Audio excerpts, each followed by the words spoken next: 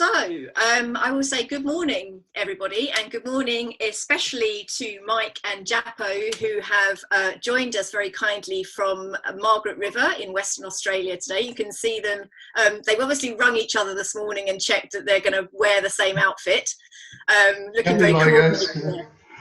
Looking very coordinated there, chaps. And apparently it has just poured with rain outside the window behind them. Welcome, guys, to this call and this talk about some biodynamics this morning. Thanks very much for joining us. Thank you for having us. So we've got Mike, who is in charge of viticulture, who is on the left of your screen, and Japo, who is the winemaker on the right of the screen. Would you like to just briefly introduce yourselves and give a little bit of background? All right, I'll start first. First of all, thanks everybody for joining in, and it's a great pleasure to chat to you tonight. As you can see in the back, this is not sunrise over here, it's sunset.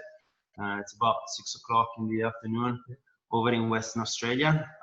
My name is Japo, I'm Italian, and I'm in charge of the winemaking here at McHenry Hohnen. So as many winemakers have done during their career, I've done a lot of traveling after graduating from the University of Viticulture and Enology in Conegliano in the northeast of Italy. I was born and raised in a little town called Soave. Some of you might know it. It's in the Veneto region. And after completing my studies, I started to travel extensively, especially in Australia, New Zealand, but also France and other regions in Italy. And absolutely fell in love with the traveling winemaking deal. But then I kind of like found myself coming back to Western Australia every couple of years, and eventually settled here in 2010. And I've been here since, never looked back. I love this place and fell in love with the region and the wines from here. Yep, g'day. Welcome and lovely to be talking to you all. My name's Mike Sleegers. My career started 30 years ago in the Swan Valley, and then I was there for about 6 years, graduated to Donnybrook with some startup projects, and then in 2000 I came to Margaret River and worked at Culminating until 2008, and that was where my organic and biodynamics started, and I've been with McHenry Hohnen since 2008 and been through some challenging times, but we've got everything going pretty well at the moment. So, yeah. Fabulous. So thanks, guys. I'm assuming that people know McHenry Hohnen, but if not, do you just want to set the scene a little bit about McHenry Hohnen, where you are, and a little bit of background? Japo, I think. So yeah, basically Margaret River is one of the most isolated wine regions on earth. We are based in Western Australia, about 300 kilometers south of the city of Perth. It's a pretty narrow. What happened? You guys disappeared for a second. Oh yeah, excellent. Yeah, fantastic. Thanks, Rebecca. It's a pretty narrow and long stretch of land as a wine region. It stretches for about 100 kilometers, more or less, and has got the Indian Ocean on the west and northern side of it, and then the Southern Ocean on the southern part of it. So obviously, these two giant masses of water have a strong influence on the wines that we make here, a positive influence. And then a combination of other factors I think are very important for the quality of the wines. For example, great soils. We have granite and limestone bedrock here in Margaret River, and exceptional climate. So it's kind of a mix between Mediterranean and maritime, I would say, with the northern part of the Cape being more sort of like Mediterranean, slightly warmer and drier, and our end of the region being slightly more maritime, if you like. So the season is very long and sunny and dry, and that's the reason why we can successfully grow early varieties such as Chardonnay, as well as Bordeaux varieties, because I'm used to seasons in Europe where in 4 weeks you're well and truly done with harvest. It's very intense. You pretty much sleep and work and eat sometimes. Here you can actually enjoy uncrowded surf and a bit of beach time even in the middle of harvest, because it's so stretched over for 4 to 5 months at a time. as well. And the Hohnen and the McHenry families have been farming down this end of the region for a long time. Dave Hohnen was responsible for starting Kemantel, and Mary McHenry was also involved with sourcing fruit for Kemantel back in the days. And then in the early 90s, they decided, these two families, to join forces and create the brand McHenry Hohnen, using fruit of established vineyards owned by different parts of the family. Let's say, so we farmed 3 vineyards. You can see that in the map that I sent through Rebecca. You can also see a picture of the Burnside vineyard, which is our oldest vineyard, right next to the coast. So you can see the beauty of the place. Some of the vineyards literally lay within a few hundred meters from the ocean on one side, and they might have a national park on the other side. So for me, coming from Italy, where the landscape is heavily, shaped by centuries of agriculture, and here was a big change. It was national parks, very pristine, very pure, and was certainly exciting. And that's the reason why I kept coming back here in Margaret River. That's great. Thank you, Japo. So the philosophy behind McHenry Hohnen was this idea, I think, of sort of grandfather farming, grandpa farming. Farming how they used to farm in the old days. So no chemical use, composts, looking after the land. And we've just tried to make that better through the use of biodynamics and organics. So it didn't start out as biodynamics, no. But it wasn't a great leap when you came on board, Mike, to go from the farming that was already established to biodynamics, right? Yeah, it was. There was a pretty good system in place. So I was just trying to improve it with the use of biodynamics and organics to make the most of the soil we have and the climate we have, so we can reflect the wines of the season through those two processes. And so biodynamics always, to me, seems incredibly difficult. Do you have to follow all kinds of rules? Obviously, it's based on the teachings of Rudolf Steiner from back in the 1920s. Yep. We kind of use those as guidelines and working with some parameters. So we use 500 probably 4 times a year with 501 the next morning. So that'll be the biodynamic cow manure 500 buried in the horns. So we'll use that at 85 grams per hectare, and we'll put our first application on in September, and that is the same. Yeah, there you go. So they're the horns we've buried in the past. So we do that every year in May or June, depending on the season, and that's the basis of our fertility program, and we use that in conjunction with manure concentrate. And so it's at low doses, only in 36 litres of water per hectare. And then we pop that in the stirring machine, which is picture number 8. And we stir it for an hour in there and then spray it out. So that's done September, October, November. Just going to and see, then the following... Can we see picture number 8, Rebecca? Not sure if you can see that. Hopefully it will pop up. Sorry, Mike, keep going, yeah, keep talking. So it's done in the flow form. Then the following morning we use the Quartz Silica. And so that's like a balancing process. So the 500 is for the soil and the 501 is for the top of the plant and for the atmosphere. So that's to help generate the green part of the plant. And the 500 is for the soil and, more importantly, the soil life. So we want to increase as much life in the soil as we can to help us reflect our site. So and that's our process there. We'll use other processes with BD seaweed, so we'll get a seaweed mixture and add the biodynamic preparations, and that's a fermenting process. That'll actually changes the structure of it, makes it a softer, more spreadable thing, and we'll put that in with our fungicide sprays. And then the rest of the season is monitoring and looking at how we can best use what we've got in the season and avoiding our problems that will pop up. So we have to be in front of the game when we farm this way, so we can't, like I can't let a problem happen because I can't react very well because we don't have a lot of chemical tools to whack up with. So we have to be in front of the game of whether it's a pest or disease. So we need to know when those problems are going to occur and either have a preventative spray in or some mechanical means of dealing with whatever those issues are.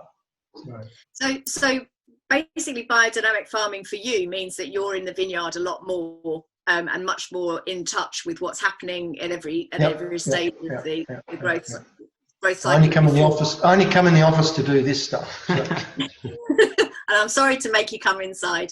No, that's all right. That's okay. Night time, I can have a glass of wine as well. Okay. So Biodynamics at McHenry Hohnen started with your arrival around 2008. What was the progress of that over the period of years afterwards? So around the GFC, we had a few issues. We just had to get through it. So we kind of slowed up a bit with that. And then by 2012, we sort of started doing biodynamics fully at 2 of the vineyards. So at that point, we had 4 vineyards. We're now down to, 2.5 vineyards. So Burnside, they only farm the Chardonnay and the Grenache. And Calgard up Brook, we have the Chardonnay. And then some other varieties, Sauvignon Blanc and Semillon, that come in here. And then at Hazels, we have, how many? 12. Too many. Way too many varieties. So we have Roussanne, Chardonnay, Shiraz, Zinfandel, Cabernet, Merlot, Malbec, Petit Verdot, Mataro, Grenache, Tempranillo. Yeah, that's about it. So, yeah. Frankly, that's enough to be going on with. But one of the main things is that you haven't actually received official certification for biodynamics until this year. Yes, yes. So we only started the process last year. And that was just with an awareness that the market and the public wanted to see that we were genuine. We'd always been farming that way, but it was retrospective for us because we had such good records. They could see what we'd done, and we had to do an initial 12-month process. And I think at the end of July, we will be fully certified. Yeah, it's been... we've actually had the audit. We've had the audit, but the paperwork is not finalised till the end of July because it needs to be 12 months between each audit. So we had a COVID audit in April. Yeah. So that was on like a Zoom meeting online, and then the inspector came down about 3 weeks after that. And the winery is now also certified as well. So like, let's say that there's always been a focus for us to grow grapes this way in a sustainable way. But especially when I go in trade, I see how important as a tool full certification has become these days. When you present your wines, it's almost like you have an added value to your product. It doesn't mean that we have changed the way we farm from before to now. I think it's just going to be an extra tool for us to promote our wines in the market. And I talk more and more to the sommelier and people in the trade that almost require you to be certified in the way you grow the fruit and the way you make the wine in order to list your wine. So why not? Since we could do it, why not doing it? Absolutely. And Jess has just asked whether you had to change anything in order to get certification. I think the answer to that is no. But if you would just confirm that, did you have to adhere to anything? Just ticking boxes basically through all the manual forms. So yeah, it's just about tidying up the paperwork really, but in the practical side of things, nothing has really changed in the way we're doing things. So for those of us who perhaps aren't so familiar with biodynamics, it's been described to me once upon a time as voodoo winemaking, and some of the things that people I get very obsessed with is the idea of all this planetary moon activity and lunar things. Do you want to just take us through roughly your philosophy and how you interpret the teachings of Steiner?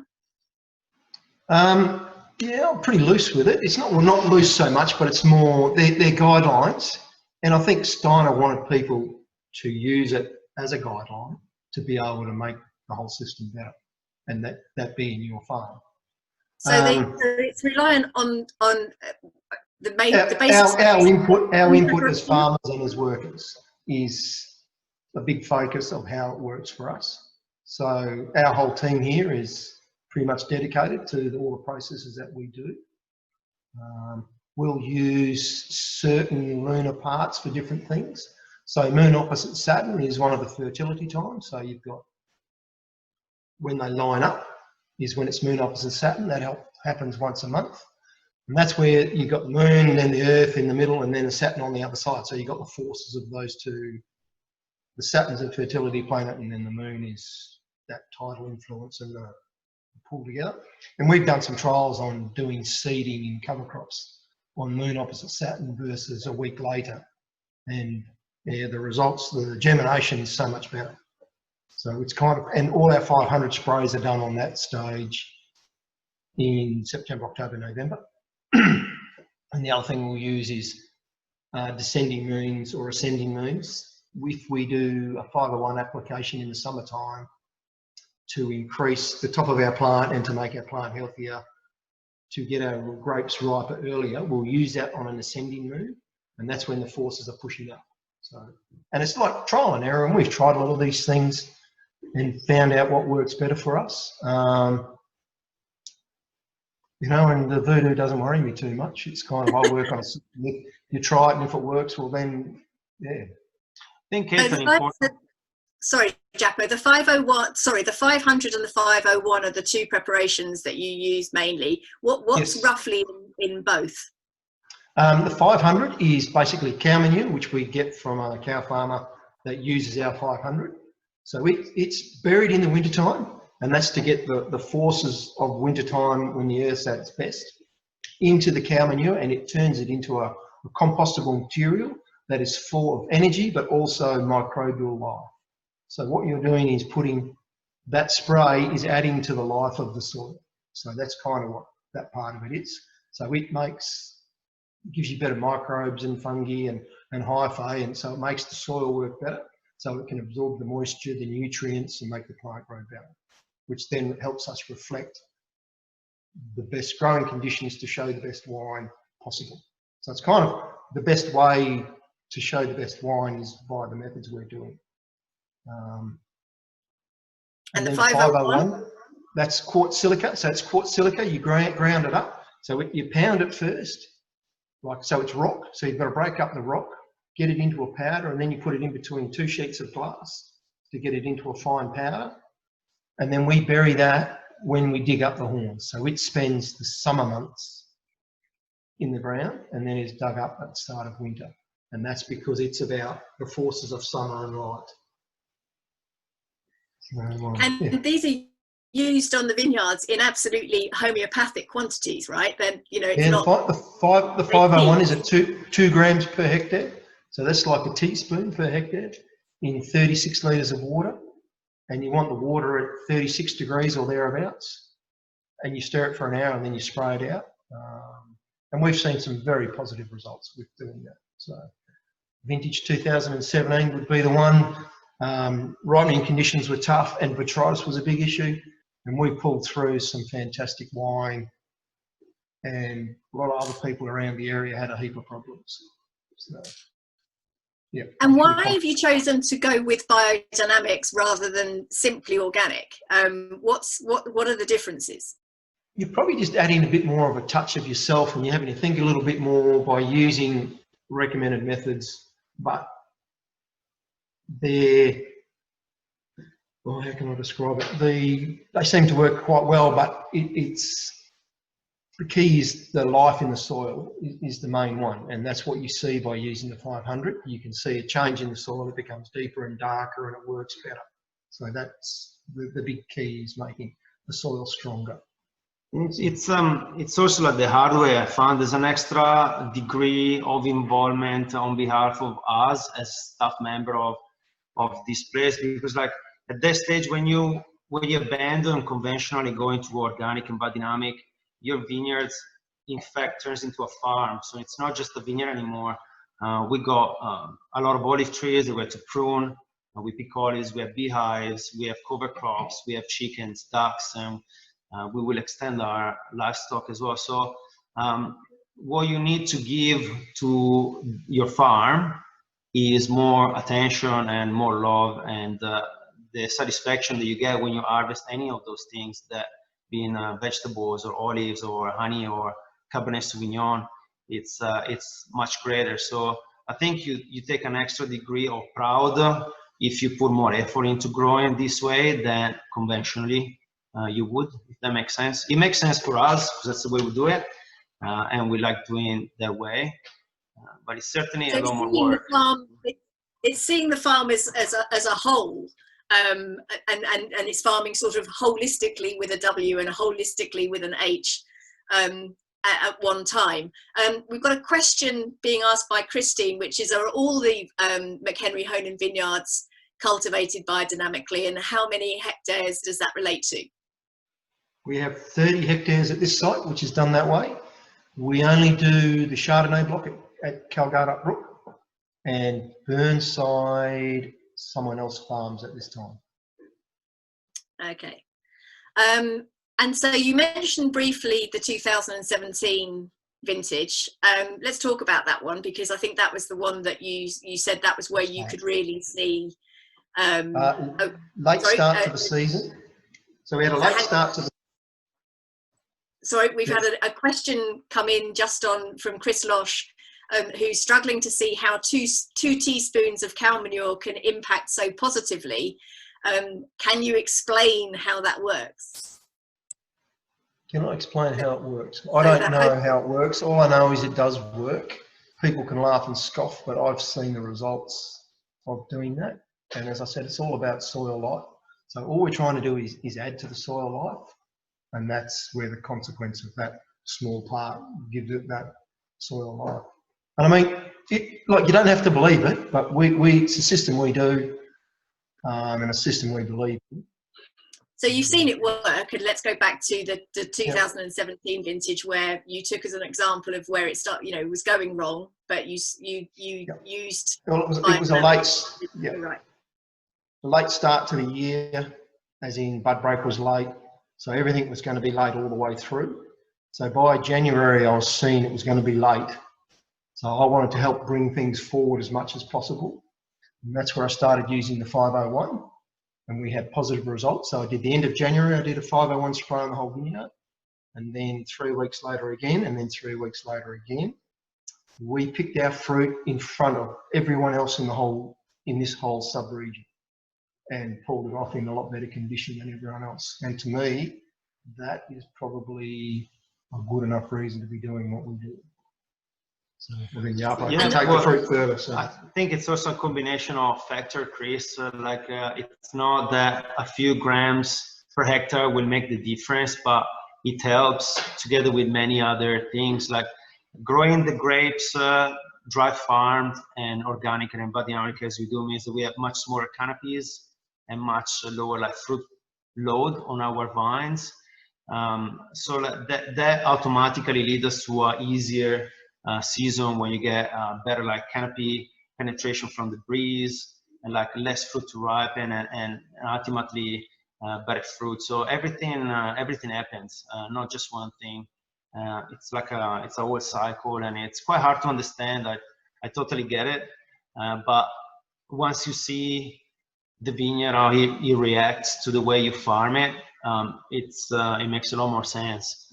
But yeah, I'm with you. I study scientifically, and I totally see your doubts, but somehow it works. Don't argue with it. Just a question from Jess of how common is biodynamic farming and organic farming in Margaret River generally? There's a big upsurge in organic farming, so a lot of the big guys are starting to go down that road. So Vas Felix is going organic, Voyager are organic, Cullens have been biodynamics since 2005. I think we got full certification when I was there. There'd be another half a dozen biodynamic growers that are smaller.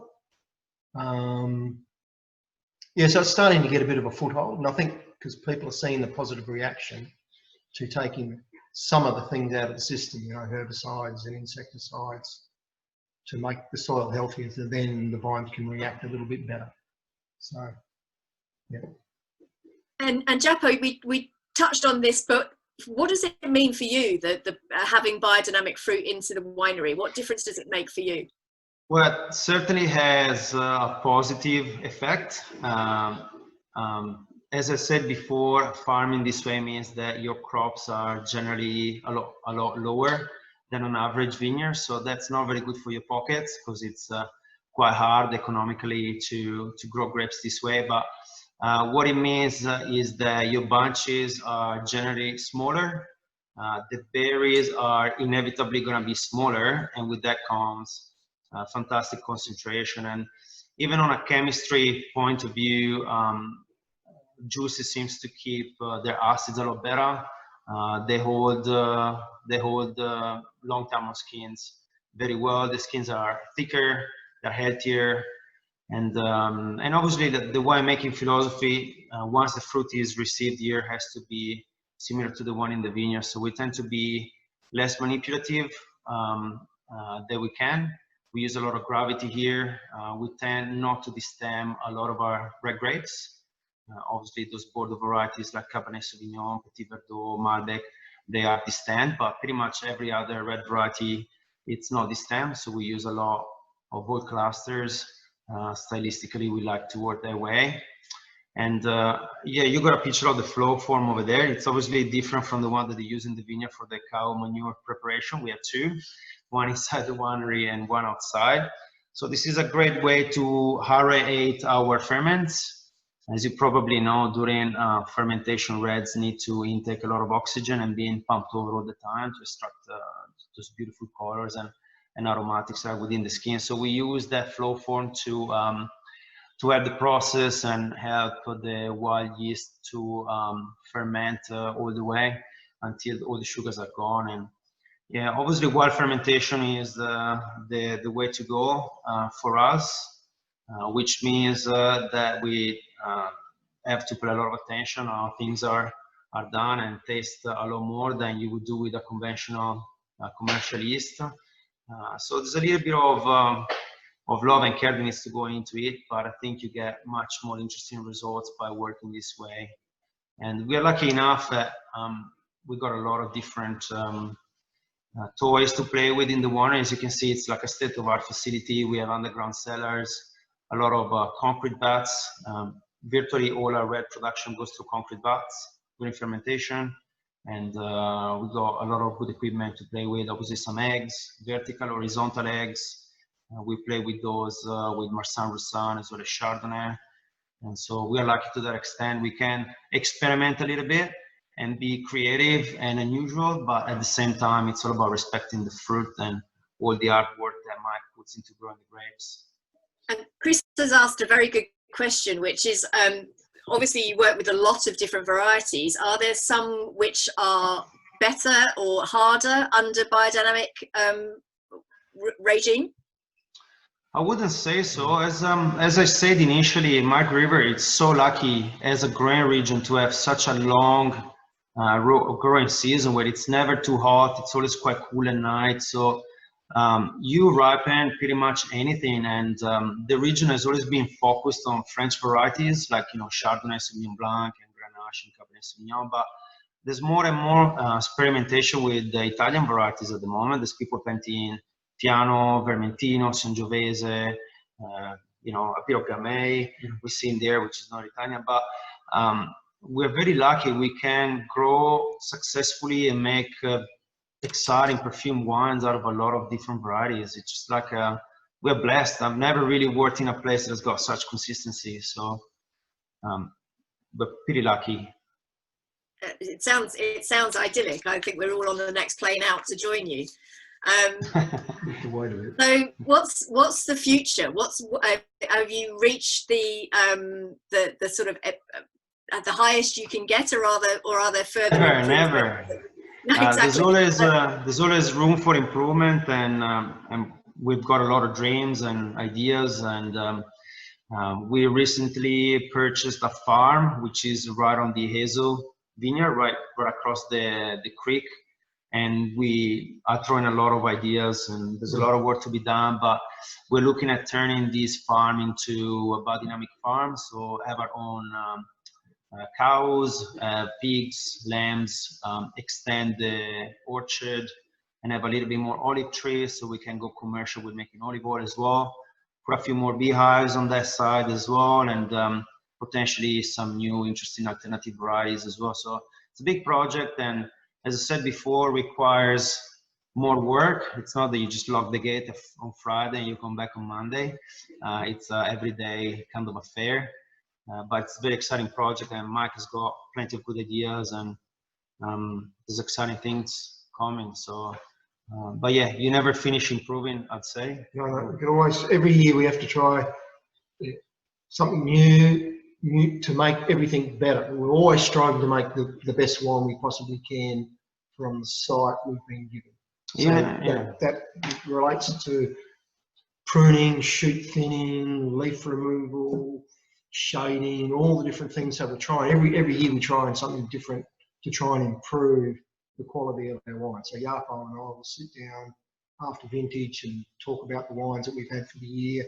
What can we do to make it better? How can we improve it in the vineyard? And it's not only about the soil, it's about the canopy structure and all these other parts to make it as best as we can. So just always striving for that all the time. Just going back to the winery, Japo, a question from Hannah, which is: are the winery practices done in time with the lunar forces or the planetary forces as well? Or that's a very interesting question, and I'll be very frank with you. I have a biodynamic calendar in the tasting room, and I look at it every day. And I can tell you, some days wines look better. For example, like a time of the year where I really pay attention to it is when we start to press off reds, off skins.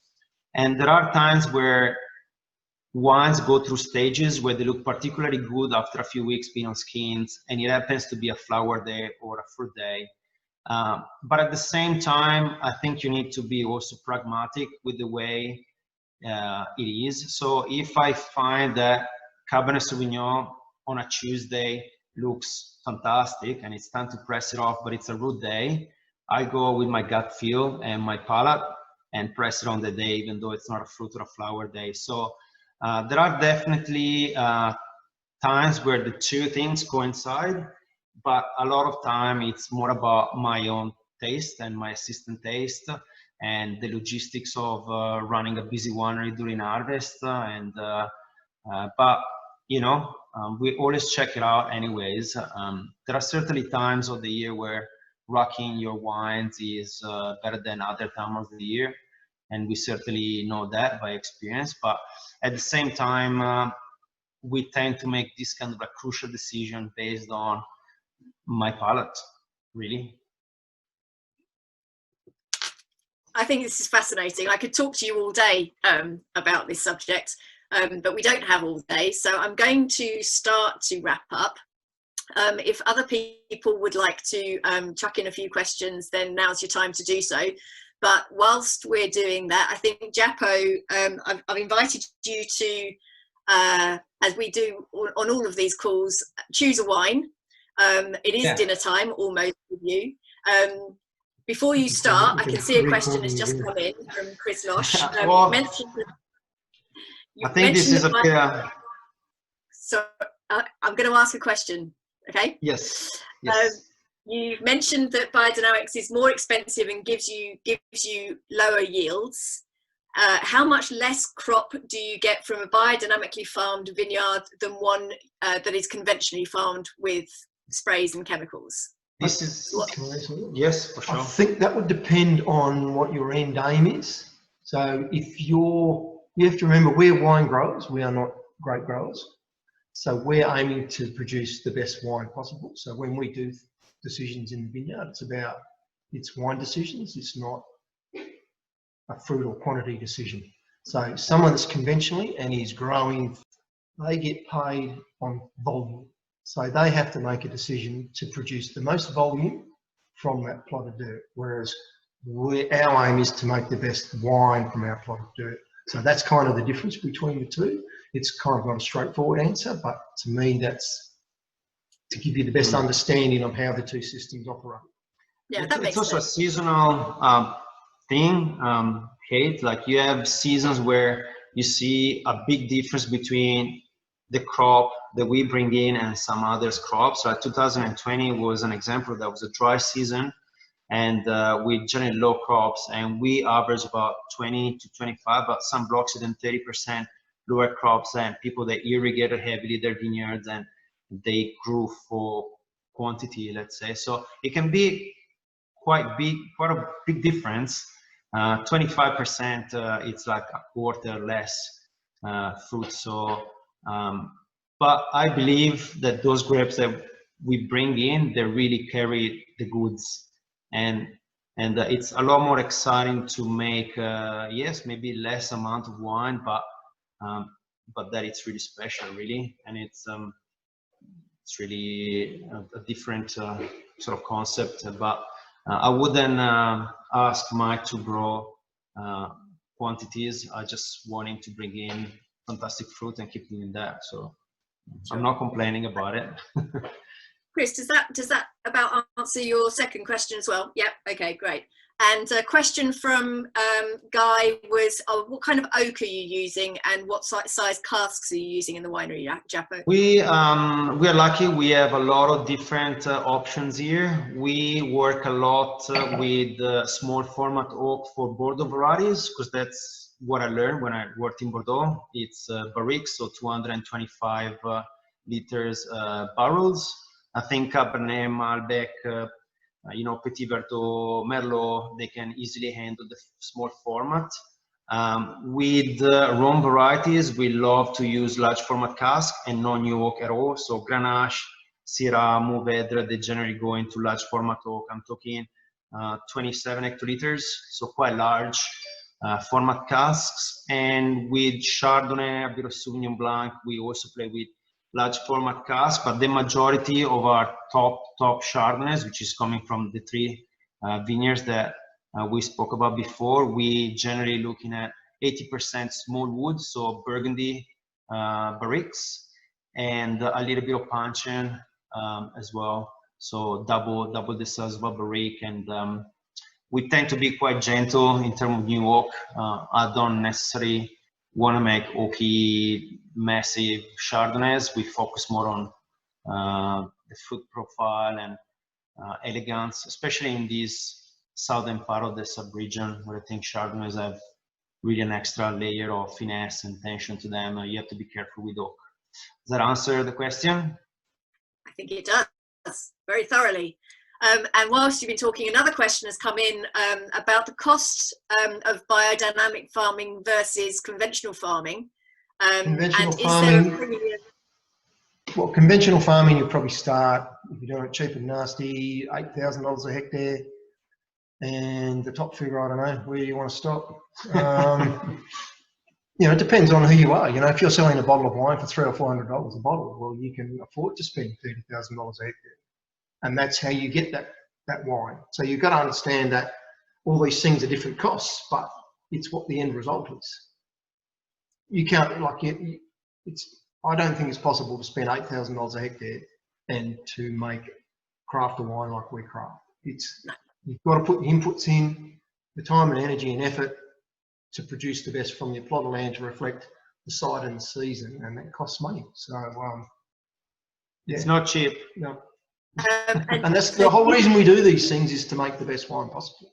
We want to reflect exactly what our site and location can give us with the season. Do you think you can charge a premium for the wines because of that, or do you think the wines are good and command those prices anyway? We haven't changed our pricing structure now that we've gone certified, so I don't think it makes any difference. It was just the path we were going down. So it's now just to show people there's proof of what we do, so it's not. Yeah, as I say, it's an added value to the brand and a recognition of Mike's work in the vineyard. We can do it, why not? Let's just put it on the label. It doesn't have to be the center of the label. It can be in a little corner, but it's an extra confirmation that, we work the hard way in the vineyard, and we do everything that we can to grow, wines of terroir, wines that represent specific sites. And that's what gets me excited about making wine, and Mike growing the grapes. It's making wines of sites that are unique and you can't make it anywhere else.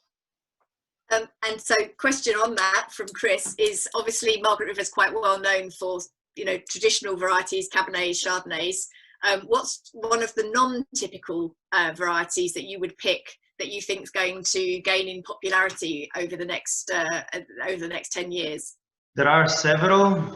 Somehow, I don't know if it's the same in the UK, but I've seen in the Australian market, there's a huge interest in Italian varieties. We've seen anything from, like, as I said before, Fiano and Vermentino being super, super popular.